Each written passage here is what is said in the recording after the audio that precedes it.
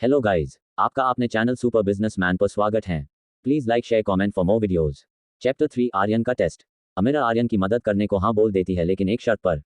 अगर वो उसके लिए गए दोनों टेस्ट्स को पास कर लेगा तभी वो उसकी मदद करेगी और उसे कल्टीवेट करने वाली पोजीशन में बैठने को कहती हैं। थोड़ी देर बाद आर्यन कल्टीवेट करने बैठ जाता है। अमीरा भी उसी के पास खड़ी होती है और उसे बोलती है, अपने माइंड में जब तुम फीनिक्स फ्लेम्स को रिफाइन करो तो तुम्हारा पूरा ध्यान फ्लेम फॉर्मेशन के सेंटर को कंट्रोल करने पर होना चाहिए और फिर तुम फीनिक्स फ्लेम्स को पूरी तरह से प्यूरिफाई कर सकते हो। पर तुम्हारे भले के लिए मैं तुम्हें बता दूं, जिस हिसाब से तुम्हारी स्ट्रेंथ है, मुझे डर है कि शायद ही तुम इतनी ताकत को संभाल पाओ।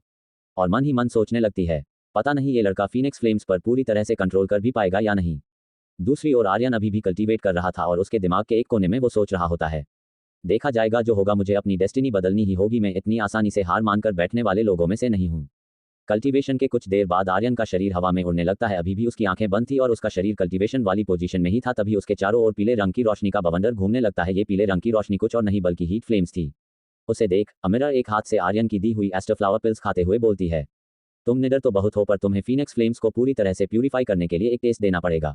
तभी हवा में उड़ते हुए आर्यन के सिर के ऊपर वही आग में दहकती हुई फ्लेम्स में लिपटा फीनिक्स बर्ड दिखाई देता है, जो जोर जोर से चिंगार रहा था। जिसके पास में आ जाने के बाद आर्यन का शरीर उन आग से दहकती हुई फ्लेम्स को सोखने लगता है। पर इतनी ज्यादा मात्रा में फ्लेम्स को सोखने के बाद आर्यन का शरीर पूरी तरह से लाल हो जाता है और जलने लगता है, जिसकी वजह से आर्यन को इतना दर्द होता है जैसे नरकदूत उसके शरीर से बड़ी ही बेदर्दी से उसकी रूह को निकाल रहा हो। तभी उसकी ये हालत देखकर अमीरा उससे बोलती है, अगर तुमसे ये सब सहन नहीं हो रहा तो तुम अभी भी छोड़ सकते हो, वरना तुम्हारी मृत्यु भी हो सकती है। लेकिन आर्यन कोई जवाब नहीं देता है। भले ही उसका शरीर जल रहा हो या फिर उसे कितना ही दर्द हो रहा हो, पर उसका पूरा ध्यान अभी भी फ्लेम्स कंट्रोल करने पर था।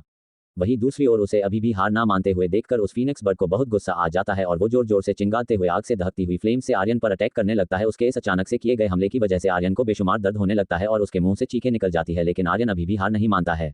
उसकी ये हालत देखकर अमीरा के चेहरे के भाव बदल जाते हैं और वो उसे रोकना चाहती थी, लेकिन वो ऐसा नहीं कर पा रही थी, क्योंकि अगर वो उसे कल्टीवेशन के बीच में रोकती तो आर्यन की इसकी वजह से मृत्यु भी हो सकती थी।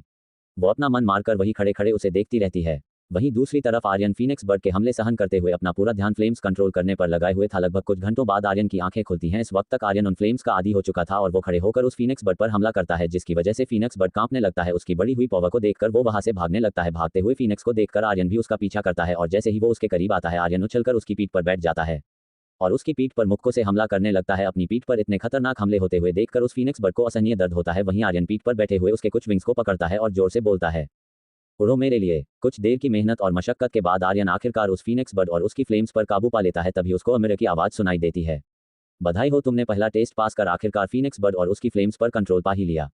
सच में इस बार अमीरा उसकी दिल से तारीफ कर रही थी। उसके चेहरे के भावों को देखकर आर्यन ये पता लगा सकता था। उसके बाद अमीरा आर्यन को टूम प्यूरिफिकेशन रूम की ओर ले जाते हुए बोलती है, चलो मेरे साथ। लेकिन ये टूम प्यूरिफिकेशन रूम है क्या? अपने चेहरे पर ना समझ पाने वाले भाव लाते हुए आर्यन अमीरा से बोलता है, लेकिन अमीरा उसका जवाब नहीं देती है। तभी वो दोनों उड़ते हुए एक पोर्टल जैसे दिखने वाले दरवाजे में एंटर होते हैं और एक अलग ही दिखने वाली दुनिया में जाकर निकलते हैं, जहां चारों और बादलों को चीरते हुए पहाड़ दिखाई पड़ रहे थे, जिनसे एकदम साफ सुथरे पानी के झरने गिर रहे थे। नीचे मैदानों में हरी भरी घास उगी हुई थी, जिनके साथ में तेजी से बहती हुई नदियां दिखाई पड़ रही थी। तभी आर्यन को एक फ्लेम फॉर्मेशन दिखाई पड़ती है, जिसके ऊपर हवा में एक पत्थर से बनी हुई टूम दिखाई दे रही थी। आर्यन अभी भी हवा में उड़ते हुए फीनिक्स बर्ड के ऊपर बैठा था और सोचने लगता है, यह है टूम प्यूरिफिकेशन रूम, इतना भी बुरा नहीं है। और उस फ्लेम फॉर्मेशन को देखकर आर्यन मन ही मन कहता है, अगर इस फ्लेम फॉर्मेशन में गॉड और डेमन भी फंस जाए तो कभी बाहर नहीं निकल सकते। तभी उसी की बगल में उड़ती हुई अमीरा कहती हैं, जो कि अभी भी वही एस्टरफ्लावर पिल्स खा रही थी, तुम सही सोच रहे हो, अपना कंट्रोल मत खोना। अगर तुम इस फॉर्मेशन में फंस गए तो कभी बाहर नहीं निकल पाओगे। इससे निकलने में मैं भी तुम्हारी मदद नहीं कर पाऊंगी। उसे अपने विचार पढ़ते देख आर्यन अजीब सा मुंह बना लेता है, पर उसे कुछ नहीं बोलता है और अपना पूरा ध्यान बैलेंस बनाने में रखता है। आर्यन के चेहरे पर अजीब से भावों को आया देखकर अमीरा उसे हंसते हुए बोलती है, अब तुम फीनिक्स फ्लेम्स का यूज करके उस टूम को प्यूरिफाई करो और ये तुम्हारा दूसरा टेस्ट है। उसकी सारी बातें समझ आर्यन उस टूम के करीब जाता है और फीनिक्स फ्लेम्स का यूज करते हुए उस टूम पर एक जोरदार हमला करता है, जिसकी वजह से वो टूम पूरी तरह हिलने और कांपने लगती है, पर वो अभी भी सही सलामत थी। तभी उस टूम से एक बुरी लेकिन रूह कंपा देने वाली आवाज आती है, किसकी इतनी हिम्मत हुई जो मुझे प्यूरिफाई करने की कोशिश कर रहा है? और उससे एक एंशिएंट गॉड की सोल बाहर आती दिखाई देती है और वो आर्यन को देखते हुए बोलता है, तुम छोटे चूजे, तुम्हें अपनी जिंदगी प्यारी नहीं है क्या? लगता है तुम्हारे दिन पूरे हो गए। लेकिन आर्यन तो उस एंशिएंट गॉड की सोल को देखकर दंग था। उसने पहले कभी किसी की सोल नहीं देखी थी, पर इसका ये मतलब नहीं कि आर्यन डरा हुआ था। उसके चेहरे पर अभी भी शांति बनी हुई थी।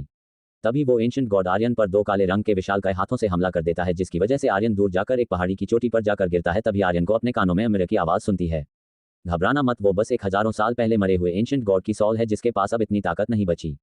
तभी उसे फिर से एक और आवाज सुनाई देती है, लेकिन इस बार ये उस एंशिएंट गॉड की सोल की आवाज थी, जो आर्यन को धमकाते हुए बोलती है, बच्चे, तुम्हारी इतनी हिम्मत जो मुझ जैसे गॉड की सोल को प्यूरिफाई करे।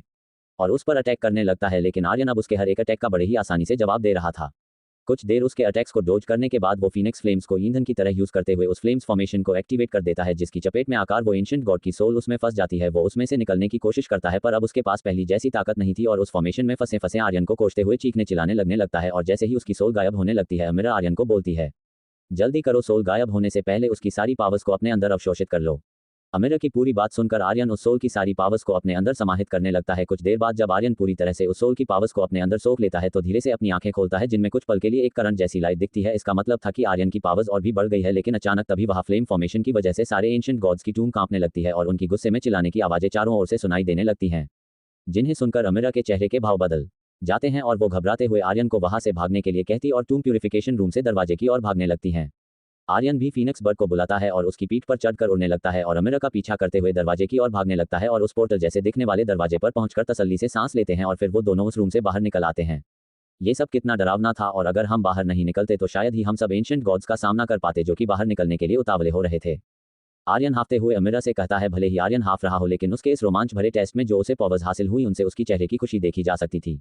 तभी अमीरा आर्यन को उसके दूसरे टेस्ट में पास होने के लिए बधाई देती हैं, जिसकी वजह से आर्यन के चेहरे की खुशी और भी बढ़ जाती है। क्या होगा आखिर आर्यन की इस रोमांच भरी जिंदगी का अगला पड़ाव? क्या आर्यन इस दुनिया से बाहर निकल पाएगा या फिर यही फंसा रहेगा? जानने के लिए बने रहे हमारी स्पिरिट वर्ल्ड की कहानी के साथ।